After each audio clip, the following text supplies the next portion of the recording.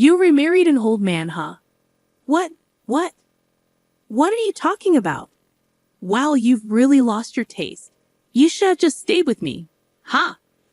Encountering my ex-husband after years, he greeted me with a smug grin, igniting an awkward silence.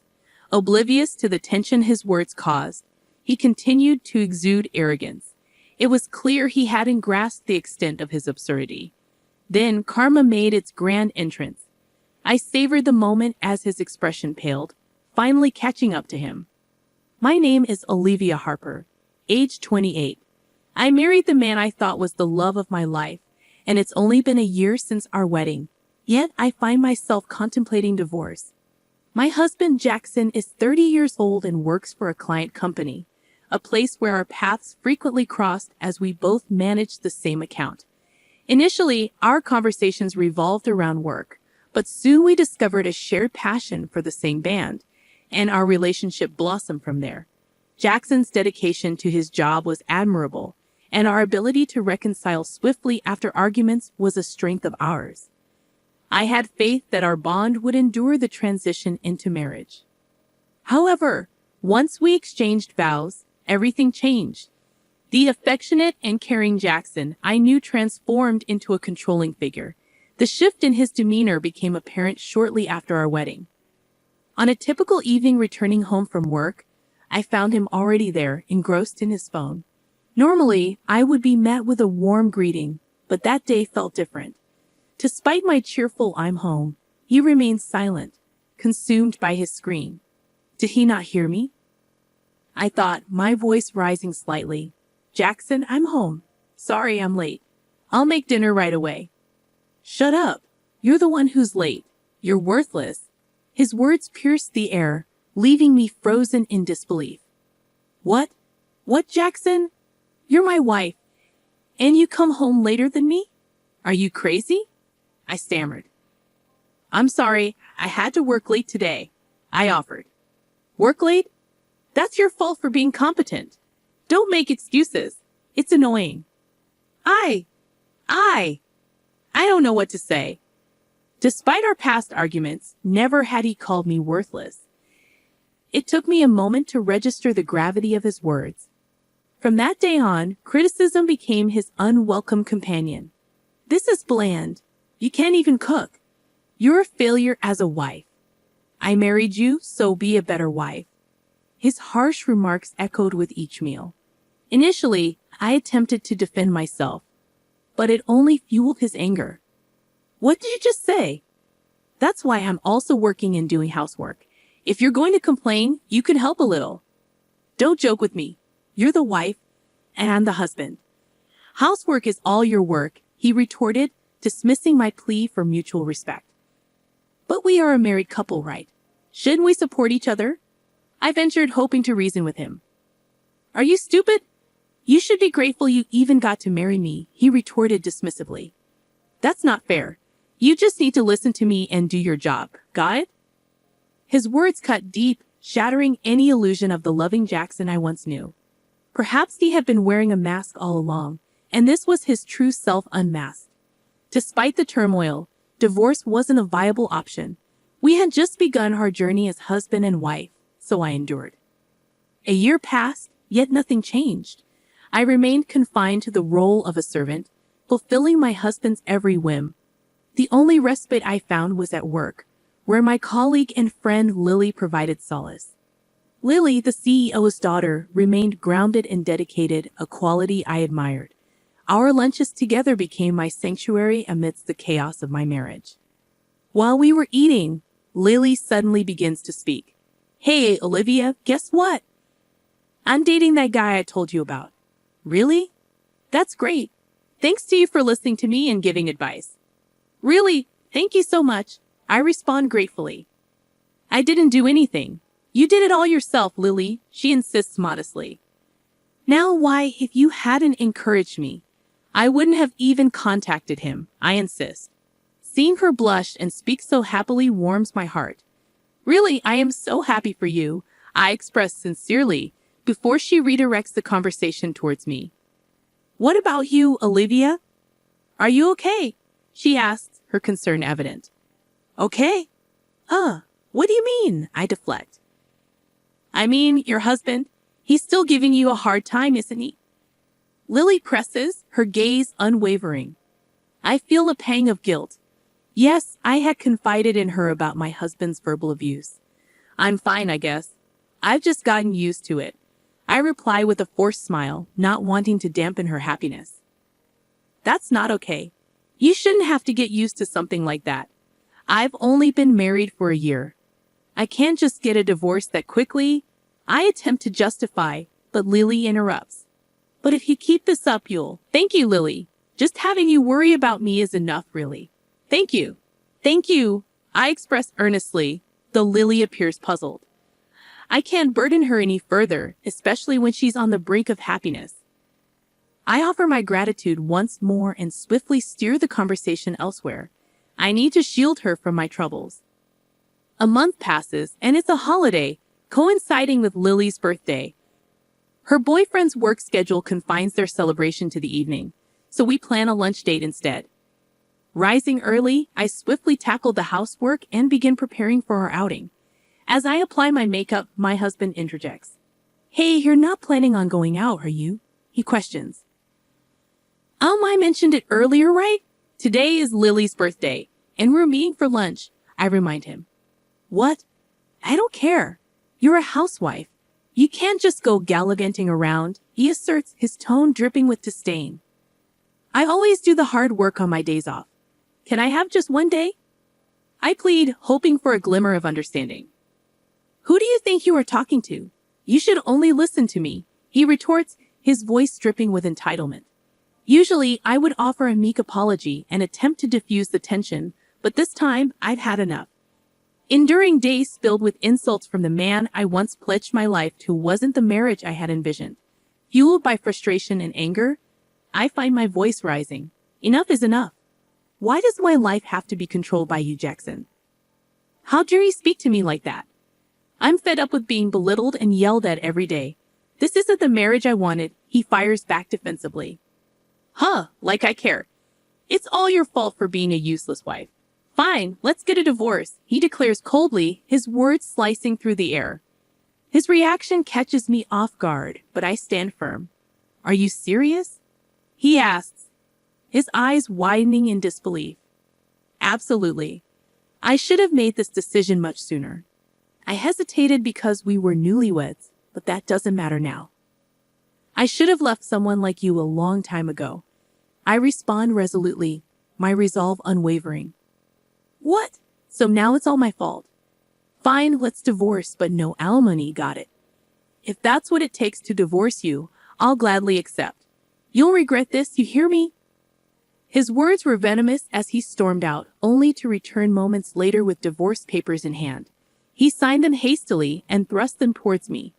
Without hesitation, I added my signature, sealing our fate.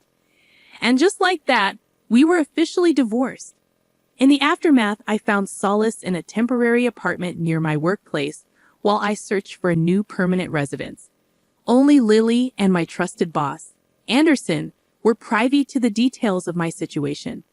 Finally, I began to reclaim some semblance of control over my life. Years passed, marked by significant changes following my divorce. My ex-husband's incessant attempts at contact nearly shattered my faith in humanity. You'll never be happy. You'll be alone forever, his messages echoed like a haunting refrain, threatening my peace of mind. Yet it was Carter Anderson, my mentor and guardian at work, along with Lily, who became my pillars of support. Carter, like a brother to me, noticed my distress and extended a helping hand when I needed it most. Hey, are you okay, Mr. Anderson? I inquire, noticing his somber demeanor. I'm sorry, I have been making a lot of mistakes lately, he responds, his tone heavy with remorse. That's not what I mean. You seem relieved after the divorce, but you've been looking down again. What happened?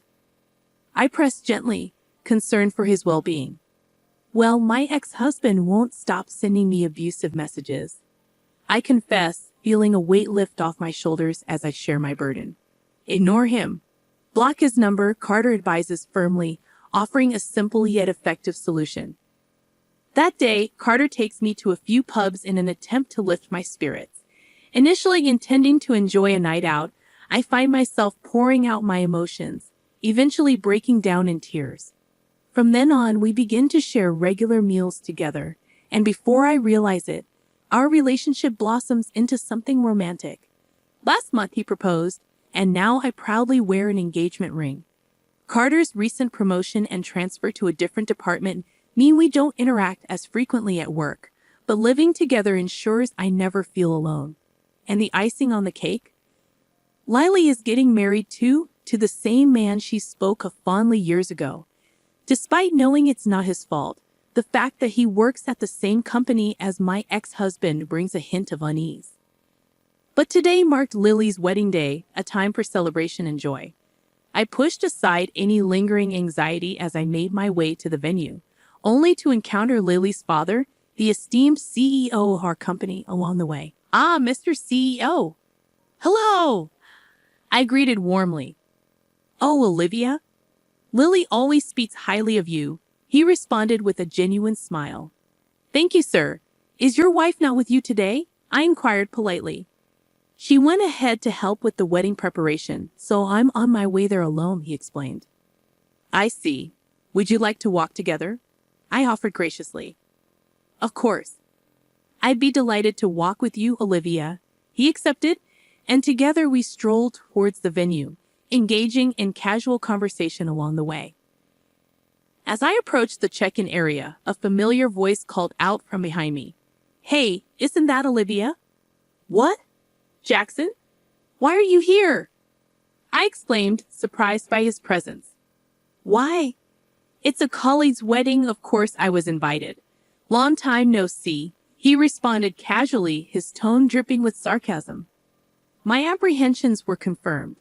Lily's fiancé was indeed a colleague of my ex-husband, and evidently close enough to extend an invitation to him. With a mocking smile, Jackson proceeded to taunt me. "So, you remarried an old man, huh?" What are you talking about? You should have just stayed married with me instead of marrying some old guy." "How dare you?" "It's none of your business," I retorted, my voice edged with frustration. "Why are you mad? Just because you're lonely doesn't mean you should marry some old guy. Showing off that ring, huh?" Jackson's words dripped with disdain, oblivious to the uncomfortable atmosphere he was creating. That was the last straw. I couldn't allow him to disrespect Lily's father, the CEO, like that. "If you continue, I'll have to ask you to leave the ceremony hall," I warned, my patience wearing thin. As I moved to intervene, an employee at the reception intervened, chastising Jackson. "Shut up! Do you even know who this man is?" "Huh? What? He's Olivia's current husband, right?" Jackson replied, confusion evident in his voice. "Who are you to call the CEO old man?"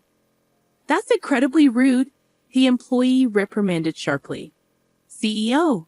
Yes, this gentleman is Lily's father and the CEO of our company, Mr. Mason," the employee clarified, his tone stern.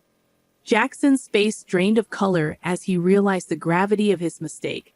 "No man is so lucky," he muttered, his embarrassment palpable. Approaching my ex-husband with a relaxed smile, the CEO extended his hand. "Nice to meet you. You're Olivia's ex-husband, right?" "Ah, yes, I am. We have been doing business with your company for a while," Jackson replied, his demeanor noticeably subdued. "Just so you know, I am the CEO," Mr. Mason stated firmly, his tone carrying a weight of authority. "I'm sorry, I didn't know," Jackson muttered, his voice tinged with apprehension. "Don't worry about it. I was just about to end our business relationship with your company," Mr. Mason continued, his expression unreadable. "What? Wait, that would be a problem for us," Jackson interjected hastily, panic evident in his voice. The prospect of losing a major deal due to his actions threatened his standing within the company. Stammering, Jackson pleaded with the CEO, realizing the dire consequences of his actions. As the gravity of the situation sank in, he lowered his head, his face draining of color. However, I knew from Lily that the CEO was resolute in his decisions. Unmoved by my ex-husband's desperate excuses, Mr. Mason finally spoke up. Enough. This happened because of your inappropriate behavior. Not only did you insult me, but you also hurt Olivia, who you have divorced. I cannot continue doing business with a company that employs someone like you. What about my position? Jackson stuttered, his desperation palpable. Your position? I couldn't care less. We won't be inconvenienced at all by severing ties with your company, Mr. Mason declared, his tone final. To be frank, we have the upper hand. There are plenty of companies that want to do business with us. You can't be serious, Jackson protested, attempting to salvage the situation. Moreover, your colleague Lily's fiancé, we're thinking of poaching him to groom him as the next CEO. So there is absolutely no downside for us. Why would you go to such lengths for Olivia? Mr. Mason countered, his tone unwavering. Olivia is the only person who treated my daughter like a normal person. Most employees limit their interactions with the CEO's daughter, Mr. Mason continued, his voice softening with sincerity. Olivia didn't care about that and became good friends with Lily. Thanks to her, my daughter could be at ease in the company. I've often heard my daughter say, I'm grateful to Olivia. I had no idea anyone who hurts someone my daughter is grateful to won't be forgiven by me, Mr. Mason concluded, his words carrying a weight of finality. At the CEO's words, Jackson's shoulders began to tremble violently. Overwhelmed by the weight of his actions, he found himself unable to bear the cold reality surrounding him. With tears streaming down his cheeks, he collapsed to his knees, his spirit broken. I gazed down at him with a sense of calmness. Do you understand now how unreasonable you have been? I questioned, my voice steady despite the turmoil within me. Olivia, help me. I can't go on like this. Thanks to you for divorcing me. Thanks to you, I'm incredibly happy now, Jackson pleaded, his desperation palpable. After my final words, the CEO approached me. Shall we go? He asked, his voice gentle yet firm. I nodded silently, acknowledging the silent agreement, and walked away from my ex-husband with the CEO by my side. Later, I learned that my ex couldn't bear the atmosphere and left the venue. The following day, the CEO contacted his company and terminated the business relationship that had endured for several years. Jackson was held accountable, facing consequences that included the loss of any chance of promotion and even a pay cut. Now he keeps a low profile at work, surrounded by harsh criticism and cold stares from colleagues. As for me, I recently finalized my marriage registration with Carter, who happens to be my boss. The entire company celebrated our union, marking a joyful occasion. With this milestone reached, I made the decision to step down from my position. From now on, I aim to support him as a homemaker, recognizing that happiness can be found along various paths in life. This certainty solidified after divorcing my ex-husband. It's evident that the quality of married life can undergo a significant transformation depending on one's partner. I am determined to demonstrate this truth as I embark on this new chapter with Carter by my side.